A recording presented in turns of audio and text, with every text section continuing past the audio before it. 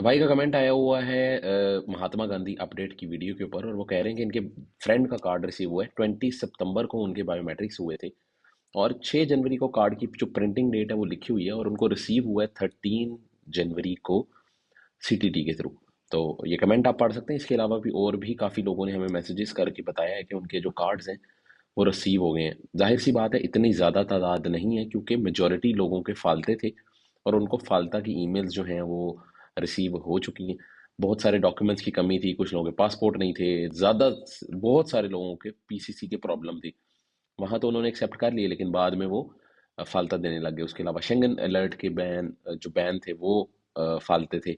तो इसकी वजह से जो कार्ड्स हैं आप लोगों को इतनी ज़्यादा तादाद के अंदर नज़र नहीं आ रहे, और उसके अलावा भी जिसका कार्ड आ जाता है वो चुप चुपीते गायब हो जाता है। तो वो इतना ज़्यादा अपडेट भी नहीं कर रहे। जब तक इन्फॉर्मेशन चाहिए होती है तब तक पूछते रहते हैं, जैसे ही कार्ड आ जाता है तो उसके बाद वो बताते भी नहीं है। पर कहीं ना कहीं पे थोड़े बहुत तादाद में कुछ लोगों को कार्ड रिसीव हुए हैं। अगर आप भी ये वीडियो देख रहे हैं, आपको या आपके किसी जानने वाले को किसी भी स्पेशल सर्विसेज सेंटर, अगर महात्मा गांधी या किसी और सेंटर से कार्ड रिसीव हुआ है, तो हमें कमेंट सेक्शन में ज़रूर बताएं। लोग वेट कर रहे होते हैं तो चलो उनकी हेल्प हो जाती है। लेटेस्ट न्यूज़ और अपडेट्स के लिए पुर्तगाल इमिग्रेशन न्यूज़ को फॉलो करते रहें।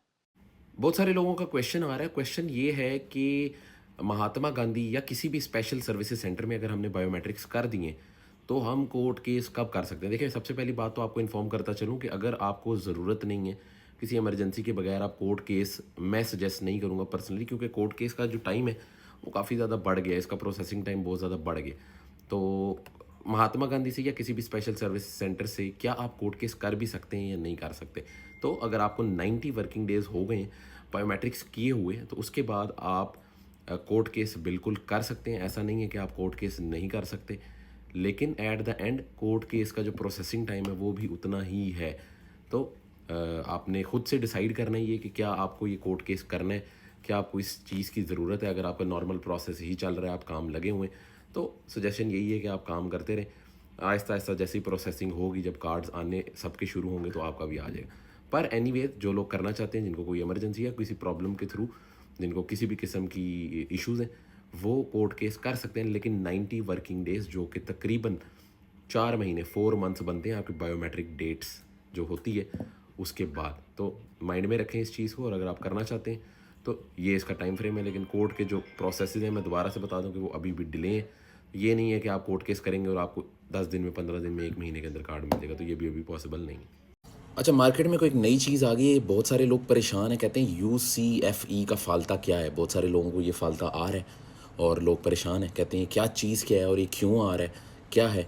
अब मैं आपको बता देता हूँ, ये असल में एक डिपार्टमेंट का नाम है जो कि पुर्तगाल की आइमा के अंडर काम करता है। इस डिपार्टमेंट का जो नाम है वो है यूनिदाद दे कोऑर्डिनेसाऊ ए फ्रंटेरिश ए एस्ट्रांजेरिश, यानी कि foreigners and border control unit, जो कि काम करता है फॉरेनर्स की एंट्री और एग्ज़िट जो बॉर्डर्स पे होती है, ख़ास तौर पे in coordination with the European union and Frontex. तो जो भी लोग पूरे यूरोपीय यूनियन में कहीं पे भी किसी भी बॉर्डर को क्रॉस करते हैं, एंटर होते हैं, एग्ज़िट होते हैं, तो उसके लिए जो डिपार्टमेंट मैनेज करने वाला होता है वो नॉर्मली ये डिपार्टमेंट होता है। अब क्या है ये, नॉर्मली जब भी आप इलीगली बॉर्डर क्रॉस कर रहे होते हैं, ज़्यादातर लोगों को जो फालता है ये, आपने फॉर एग्जांपल किसी भी कंट्री से, फ्रांस से आप स्पेन की तरफ आ रहे हैं या पुर्तगाल की तरफ आ रहे हैं, किसी भी बॉर्डर कंट्रोल आपका हो गया, आप चेक हो गए, तो क्या होता है कि आपका नाम एक सिस्टम के अंदर एंटर कर दिया जाता है। लॉ के मुताबिक शेंगन इंफॉर्मेशन सिस्टम और UCFE, ये दोनों सिस्टम जो हैं वो साथ साथ पैरेलल चलते हैं, और इन दोनों को कंसल्ट किया जाता है कि कहीं पे आपका कोई इसके अंदर कोई इंडिकेशन तो नहीं है। तो जिसको शेंगन इंफॉर्मेशन सिस्टम का अलर्ट कहते हैं, वो और UCFE दोनों कहीं ना कहीं पे कनेक्टेड हैं। अगर आप कहीं पे जाते हुए, क्रॉस करते हुए कहीं पे पकड़े गए हैं और उस कंट्री ने इस सिस्टम के अंदर एंटर कर दिया, तो इसको कंसल्ट किया जा रहा है और उसके बाद आपको इस चीज़ का फालता दिया जा रहा है कि